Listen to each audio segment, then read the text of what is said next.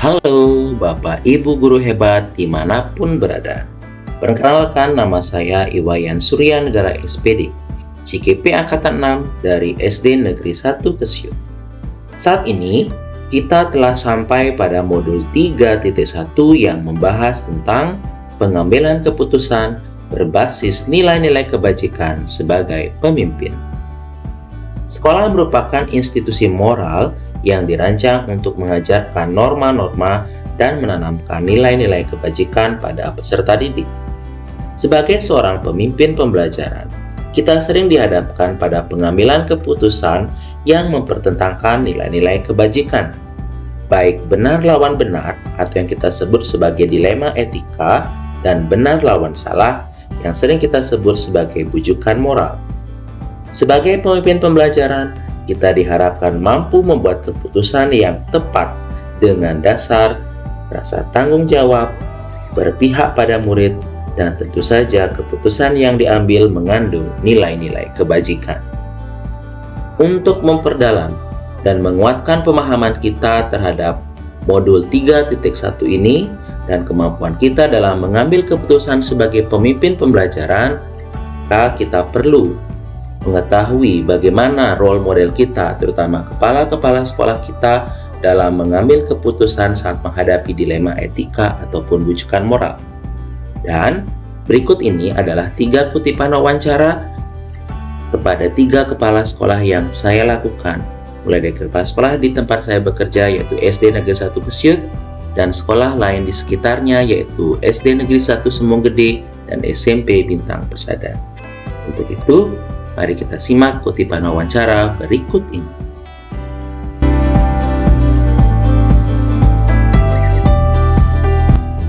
Selamat pagi Bu. Terima kasih Niki waktunya yang mengganggu waktunya. Jadi yang mohon izin hari ini untuk melakukan kegiatan wawancara. Wawancara Niki berhubungan dengan penanganan studi kasus yang dilakukan di sekolah terkait dengan dilema etika dan juga bujukan moral yang mungkin ada di sekolah Niki, dan bagaimana kiat-kiat Ibu selaku kepala sekolah dalam menanggulangi jika terjadi dilema etika di sekolah. Baik Pak Wayan, terima kasih yang pernah dihadapi di sekolah. Nah, caranya saya mengidentifikasi kasus. Nah, artinya di sekolah ada suatu kasus, kemudian saya cari kebenaran dulu itu kasus tersebut benar tidak, dengan menanyakan siapa yang terlibat dalam kasus tersebut, kemudian cari teman yang lain. Baik Bu Vicky, untuk pertanyaan kedua, selama ini bagaimana Ibu dalam menjalankan pengambilan keputusan di sekolah, terutama seperti yang Bu sampaikan tadi, kan ada kasus-kasus yang memiliki kepentingan yang sama. Ya, baik. Nah, ada munculnya suatu kasus untuk mengambil keputusan itu sudah jelas itu seperti tadi yang saya bilang, saya identifikasi dulu kasus itu, apa penyebabnya, kemudian siapa yang terlibat, kemudian keputusan yang saya ambil itu yang pertama tidak nanti merugikan kedua belah pihak, baik yang mempunyai kasus. Nah, sekarang dalam mencari keputusan yang Ibu buat untuk kedua belah pihak yang berkasus dalam sebuah dilema etika, kira-kira langkah-langkah atau prosedurnya dari awal sampai akhirnya Ibu bisa membuat sebuah keputusan untuk kedua belah pihak ini seperti apa? Langkahnya pertama saya identifikasi dulu, kemudian siapa yang terlibat dalam kasus tersebut, kemudian apa penyebabnya. Nah, setelah itu saya kumpulkan semua teman-teman guru, kemudian ceritakan masalahnya secara runtut, kemudian minta pertimbangan pada teman-teman bagaimana penyelesaiannya. Ini pertanyaan selanjutnya. Ya. Dari langkah-langkah yang Ibu ambil Niki, hal apa saja yang selama ini Ibu anggap efektif dalam mengambil keputusan dari kasus-kasus dilema yang seperti tadi, ada keputusan yang sama-sama benar kira-kira, jadi yang paling efektif kira-kira apa? Ya, baik. Begitu muncul kasus, ya, kemudian saya cari fakta-faktanya, apa penyebabnya, kemudian sesegera mungkin itu saya selesaikan. Artinya tidak menunda dia. Dari apa yang disampaikan tadi tentang penyelesaian kasusnya, nah sekarang pasti kan ada tantangan dalam sebuah penyelesaian kasus. Iya, betul. Entah itu ya kasus berat atau kasus yang ringan sehari-hari. Kira-kira hal-hal apa saja yang selama ini yang menurut Ibu menjadi tantangan dalam pengambilan sebuah kasus, terutama yang ada dilema etikanya ini sama-sama benar kedua pihak ini? Iya, baik. Jadi tantangan saya ini terutama perasaan ini Pak Wayan. Kan ada di sana ada rasa tanggung jawab, ada rasa empatinya, ada rasa regulasinya, aturan-aturan. Jadi dengan secermat mungkin. Apakah Ibu memiliki sebuah jadwal tertentu untuk menyelesaikan kasus, atau seperti Ibu bilang tadi sekarang ada kasus langsung tangani, atau ada jadwal-jadwal tertentu kapan menangani kasus atau seperti apa? Baik, untuk penanganan kasus ini saya tidak menjadwalkan Pak Wayan.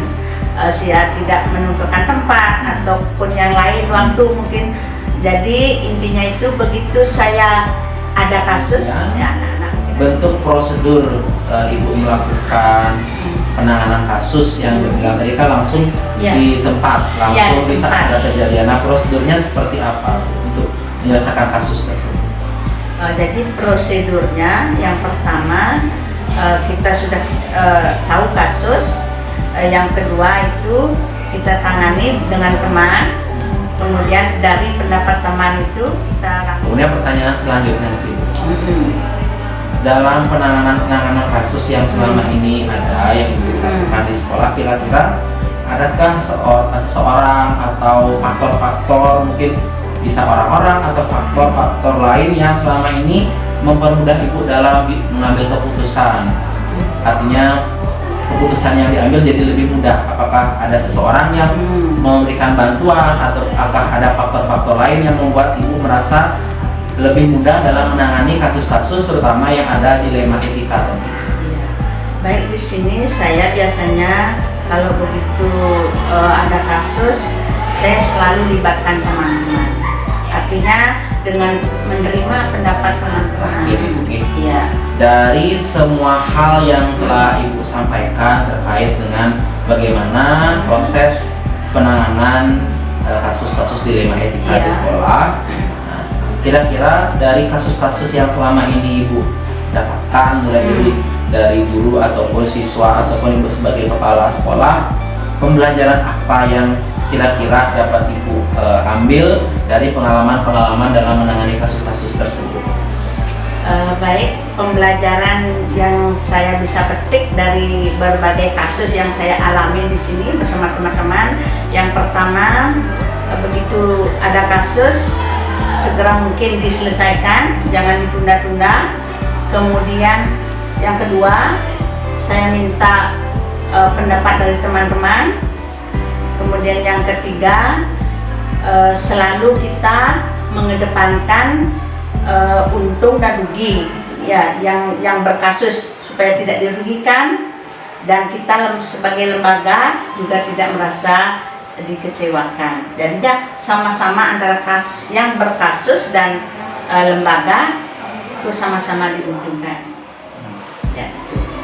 Terima kasih Ibu atas waktunya, atas jawaban-jawabannya terkait tentang dilema etika dan bagaimana Ibu menangani kasus-kasus yang sudah ada di sekolah. Nah, dari pertanyaan-pertanyaan ini mudah-mudahan saya bisa mengambil pembelajaran menjadi role model. Demi kita bersama juga. Ya, jadi yang tutup wawancara yang terkait. Iya, sama kembali.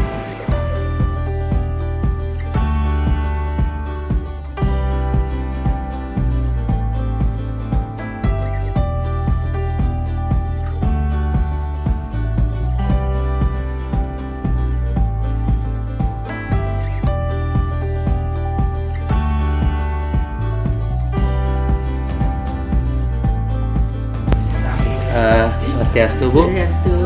Selamat siang Niki yang mengganggu waktunya Ibu. Sukseman Niki sudah diberikan kesempatan. yang mulai dari pertanyaan pertama, Bu.